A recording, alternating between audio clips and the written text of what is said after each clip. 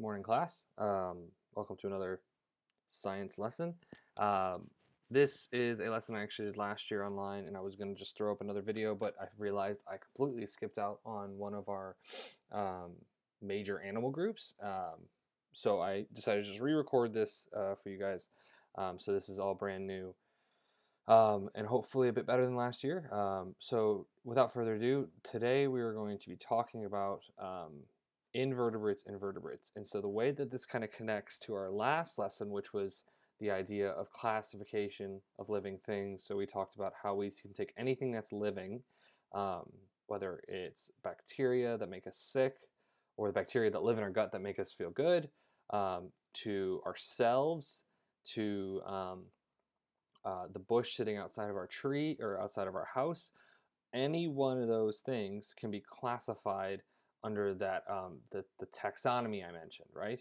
Um, and so what we're going to do today, specifically, we're going to be talking about these things called vertebrates. So we're skipping down that tree a little bit, down that pyramid, and I'll explain that more in a moment here. Um, but for today, learning objectives, we have to define the key terms vertebrate and invertebrate. You'll be able to do, these are for today and probably Wednesday. By the end of today, you'll hopefully be able to classify or define the key term vertebrate.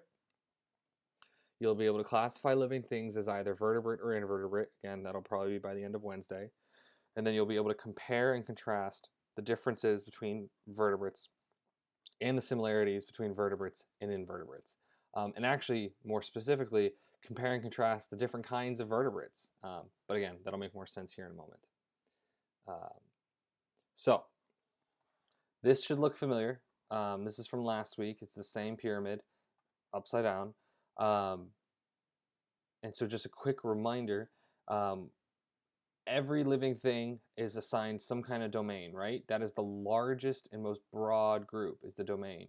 We're going to take a look at specifically organisms, which, remember, organisms is any living thing, and we defined what a living thing was. Remember, that was it has to have nutrition, it has to be able to grow, it has to be able to move, that list of 7 different things.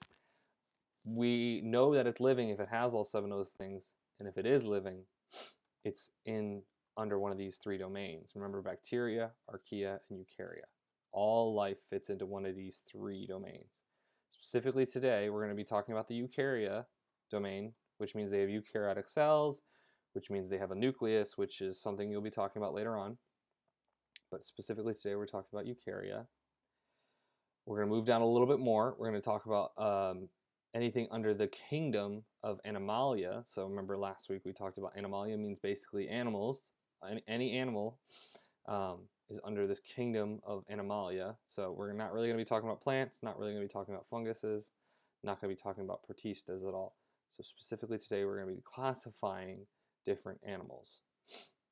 And even moving further down specifically today, we're going to be talking about animals, so eukaryotic animals that are in the phylum Chordata. And last week we talked about how Chordata means that they have some kind of backbone or grouping of nerve cells. That's more specifically what Chordata means that they have like a structure of nerves that kind of tell the rest of the body what to do. But for our terms, saying it has a backbone will work. And the reason this is interesting, so we're already under the kingdom of Animalia. So they've split up the phylums. Animals there's a bunch of different phylums for animals. So not all animals will have a backbone. We could probably think of a few, but that'll be for the next time. Invertebrates are the ones that don't have a backbone, and that'll be a question later on, so see if you're paying attention. So under this phylum of Chordata, we can really take a look at there's 5 major classes of animals, right? We have amphibians, fish, birds, mammals, and reptiles. And the question is, what do they all have in common? Because they're all very different, right? If you take a look at maybe a fish in your fish tank at home, maybe you have a goldfish, and then maybe if you have a dog or a cat, both of them are mammals, they look very different, right? Clearly. But they do have at least one thing in common, and that's what we've been talking about. That would be the fact that they have a backbone. They are all vertebrates. If you were to take an X-ray, right, and this is a frog, right? Some people might have a pet frog. If you were to somehow get an X-ray, you would probably see something like this, right, on the right side. This looks very similar to what happens when you get give a human an X-ray, right? You'll see something similar to this, and that's the backbone, right? So we've all animals along somewhere along their evolutionary line over long periods of time, we've developed this backbone, which kind of helps us gives the animals structure. It helps them to kind of hold themselves upright, whether it's um, an actual like standing up or just kind of making sure that they're sturdy. But it also, we know that what happens when you hurt your back, right? If someone breaks their back, they run a risk of becoming paralyzed, right? In the backbone, most animals, that's where they house a lot of their nerves, right? And so this is very advanced for a lot of animals, right? And all these 5 different kinds, all these different classes of animals have this to some extent. So we're going to break down each one of these 5 different classes of animals, and I'm going to give you a few kind of characteristics. So characteristic means some like an attribute or something that they have that kind of sets them apart from other animals. Oh, sorry, this sun is getting in my face here. There we go. So for amphibians, so like I said, the frog, some of their characteristics, they usually have a moist skin. So amphibians, remember, they're the ones that kind of live both in and outside of water. And so they'll normally have a moist skin because they're always in and out of water. They need to retain some of that water. They typically go through some kind of metamorphosis. So think about a tadpole. Starts off as this little tiny kind of fish-looking thing, and then over time it grows up to be a frog, which is completely different. So that's what metamorphosis is. It goes through some kind of change over time. Like I said, they live on both land and in water, and they specifically, I wouldn't say they lay just eggs, they lay wet and soft eggs. And the reason I make that distinction is because later on, other animals, they lay eggs, but they lay a different kind of eggs.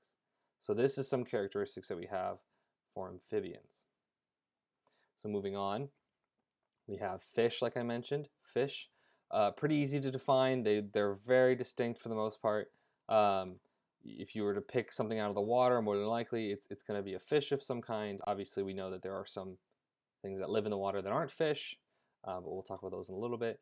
But they live in water full time. That alone doesn't make a fish, right? We know that, like, for example, whales. Whales aren't fish, right? They're mammals. So just because it lives in water full time doesn't mean it's a fish. They also need to breathe through a thing called a gill, right? Because that's not how whales would breathe.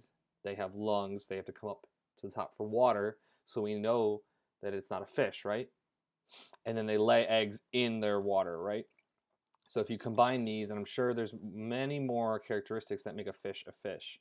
But the reason we're going through this is it's how we categorize animals on this planet. It's a way that we're able to, as scientists, if we were to go on to be a marine biologist, right? We need to be able to tell someone what we're talking about, right? So we need to be able to categorize whatever we're studying. So, for example, this clownfish. Whenever if I'm studying clownfish, I need to be able to say, oh, in my report, I'm studying clownfish, and you need to be able to know what that specific animal is, okay?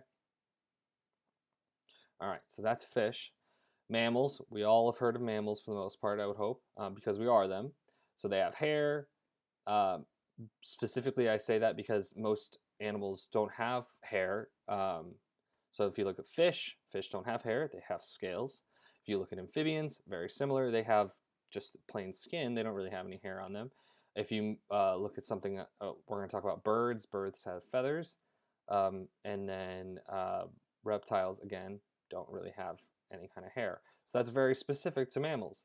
Again, give live birth. Most species in the phylum of Chordata don't really give a live birth. That's very rare. Mammals are the really only ones that do that. Everything else usually lays an egg. And they produce milk. they produce milk to give to their newborn child because they don't have all the nutrients that, like, for example, if a fish lays an egg, that egg already has all the nutrients in it. It needs to grow a little bit. When a mammal gives live birth, it still needs nutrients, so it needs to produce some kind of milk to give it. All right? Those are some specific characteristics to mammals. Moving on to reptiles. So we have two examples here on the right. We have a chameleon and we have a crocodile or an alligator. I can never remember which one's which. Our characteristics for reptiles. So they usually have dry scales. So remember I was talking about amphibians. They were kind of wet and moist on the outside. Reptiles are for the most part very dry, and that's as long as they haven't just come out of the water. But for example, chameleons don't really spend much time in the water. So usually they would have a dry scale. They're cold-blooded. This is a very interesting characteristic, because what this means, it doesn't literally mean that they have cold blood. It means that in order for them to keep themselves warm, they need to have access to something on the outside that has heat. So for example, if I sit here and have this window open and it's blinding me, right? And it's the sun is beating down on me. If I sat here over time, I'd probably get a little warm, right? I don't need to do that though to keep my insides warm, right? Our bodies always consist of a certain temperature on the inside. And there's a specific reason for that you'll talk about more and more over science. But basically what it is it means that our bodies need to be at a certain temperature on the inside for anything to work, right? 98.6 degrees Fahrenheit. I can't think of the Celsius off the top of my head because that's not how I grew up. But our bodies need to be at a certain temperature to function, for it to be able to digest food, for us to be able to grow new cells to survive. All of these things need to be at a certain temperature. But the trick with mammals is we're able to maintain that certain temperature on our insides just by living. Our bodies do that automatically. Reptiles, on the other hand, don't have that function. So what they need to do is they need to sit in the sun. They need to have access to some kind of external heat from the outside to warm their bodies up. That's why you'll see a lot of the time you might see lizards or reptiles sitting in the sun, because they need to keep their body warm in order for themselves to work.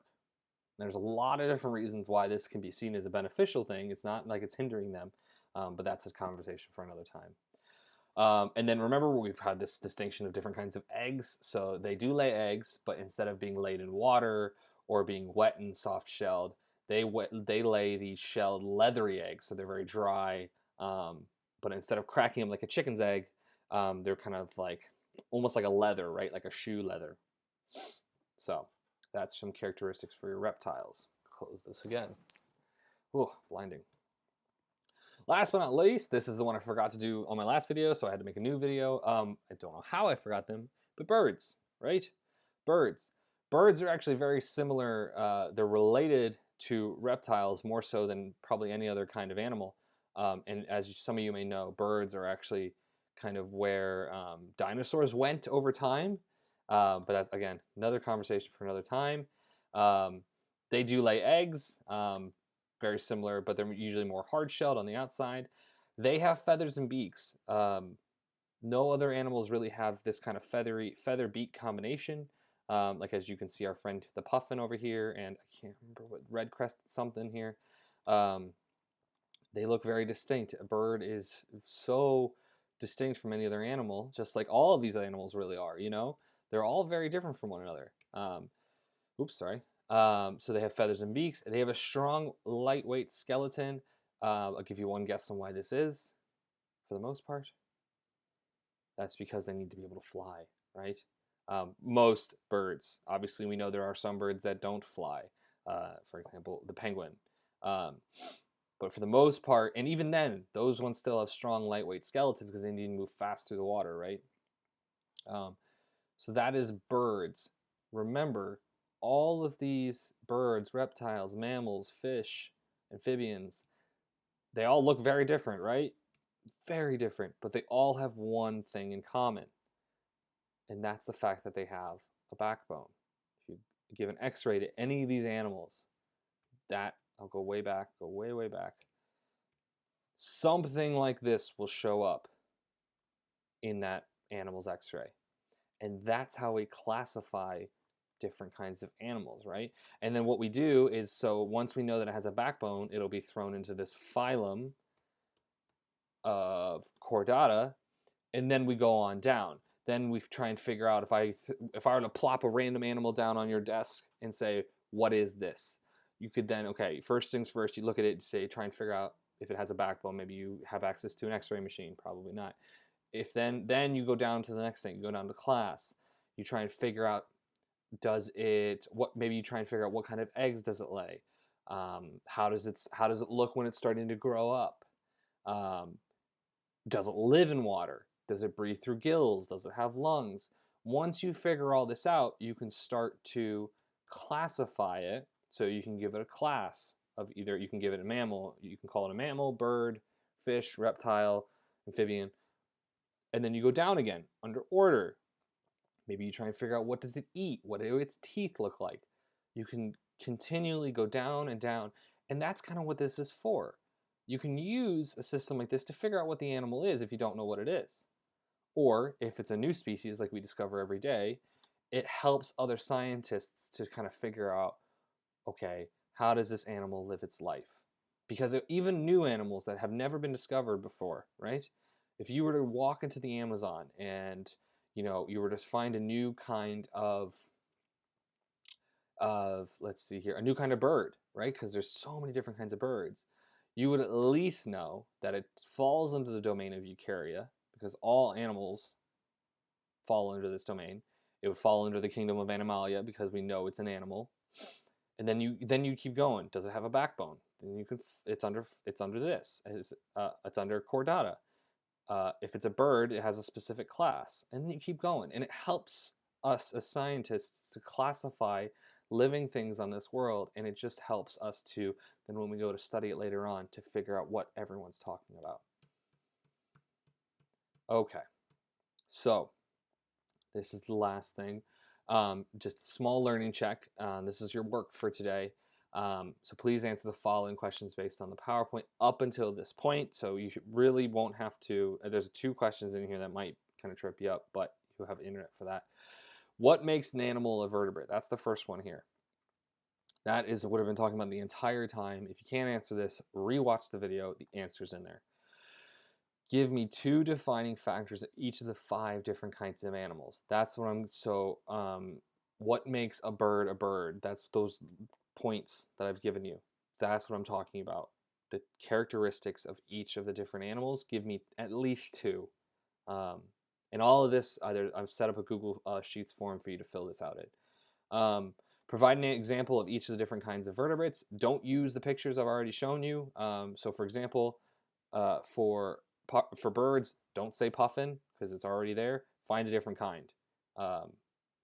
Okay? So give an example of each of the different kind of vertebrates. Provide one example of an invertebrate. So this is where things are going to get a little tricky. You need to be able to figure out, what does it mean? So maybe figuring out this last question first might help. What do you think the term invertebrate means based from today's lesson? So if vertebrates, and I don't want to say it because I don't want to give away this first question, if vertebrates means they have something, right, in, which means the opposite of, or it doesn't have, in, so this means in, it doesn't have whatever vertebrates do have. So once you figure out this, you will probably be able to figure this out.